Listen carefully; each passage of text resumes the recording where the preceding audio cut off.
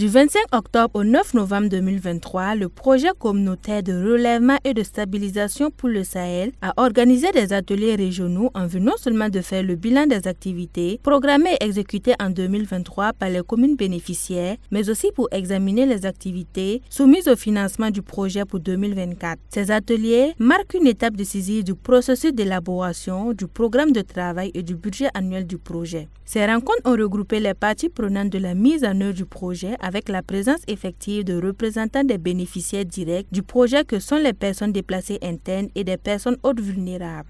Et donc c'est les principaux bénéficiaires. Mais comment voulez-vous que nous faisions la validation des micro-projets sans ces gens? Si nous faisons ça sans ces derniers, on est raté. Voilà pourquoi les déplacés internes, les personnes vulnérables, hautes vulnérables sont ici. Pour voir qu'est-ce qu'on a prévu pour eux.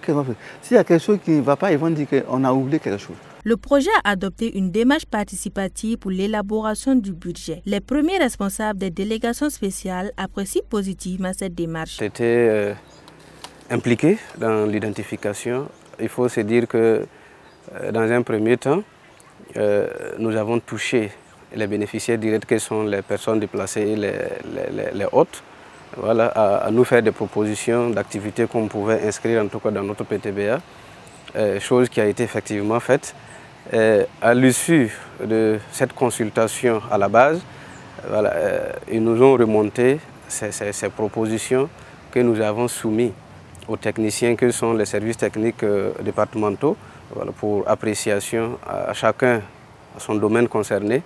Et à l'issue en tout cas de leur amendement, nous avons soumis ça à l'appréciation de la délégation spéciale à travers une session que nous avons tenue pour en tout cas valider ces propositions et puis transmettre au projet. Du processus donc de planification, il faut souligner que l'ensemble des services techniques de l'État qui sont dans la commune sont des membres de la délégation spéciale donc, communale. Pour chaque domaine, nous avons demandé donc aux chefs de service et à leurs collaborateurs d'aller au plus près donc, des populations, au niveau des sites donc, des PDI et au niveau des villages qui sont toujours donc, accessibles pour donc, recueillir donc, les besoins actuels donc, des populations. Avec la démarche participative adoptée par le projet, la prise en compte des besoins spécifiques des personnes déplacées internes et des personnes hautes vulnérables est une réalité reconnue par elles-mêmes.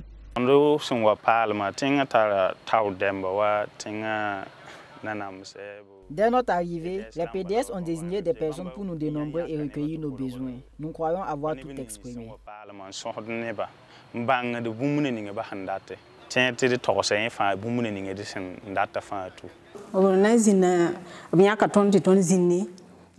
Aucune activité ne s'est déroulée sans notre concertation.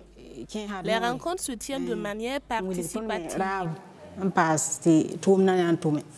Pour la mise en œuvre de ces activités sur le terrain, le PCRSS Burkina s'appuie sur des partenaires facilitateurs qui sont des ONG locales ayant une connaissance du terrain. Ces derniers jouent un rôle déterminant dans le processus d'identification des activités par les communautés bénéficiaires. Notre contribution dans le cadre de ce partenariat, c'est d'apporter une assistance technique dans la mise en œuvre du projet dans la région du Centre-Nord en vue de l'atteinte des objectifs. Pour l'identification même de ces cibles et leurs besoins, on a procédé par quartier d'abord.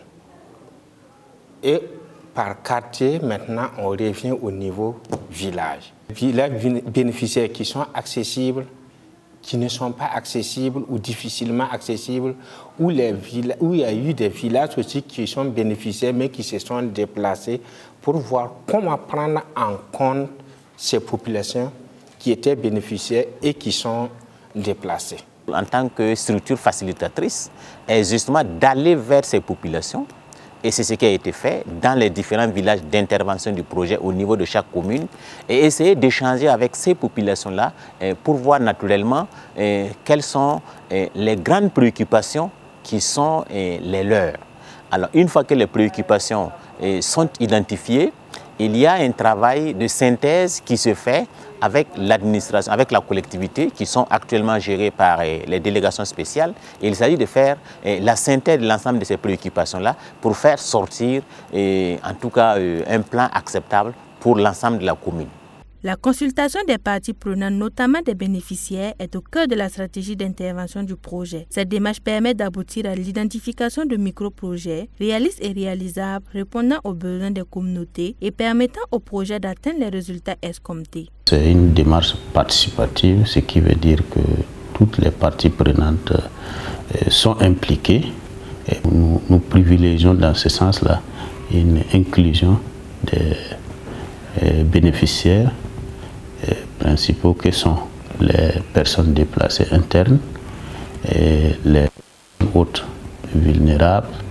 Et donc c'est partant des besoins qu'eux-mêmes ils auront exprimés que nous nous retrouvons avec l'ensemble des techniciens pour affiner ces besoins et les prendre en compte dans les plans de travail. Le projet communautaire de relèvement et de stabilisation pour le Sahel est une initiative du gouvernement burkinabé et de la Banque mondiale. D'un coût global de 75 milliards de francs CFA, le projet est conçu pour s'exécuter sur une durée de 5 ans 6 mois. Il couvre 24 communes des régions du Centre-Nord, du Nord et du Sahel. Son objectif de développement est de contribuer au relèvement des communautés dans les zones cibles de la région du Liptako-Gourma au Burkina Faso, au Mali et au Niger, à travers une approche régionale soutenant des services et infrastructures socio-économiques intégrées, des moyens de subsistance et du développement territorial et des données et de la coordination régionale.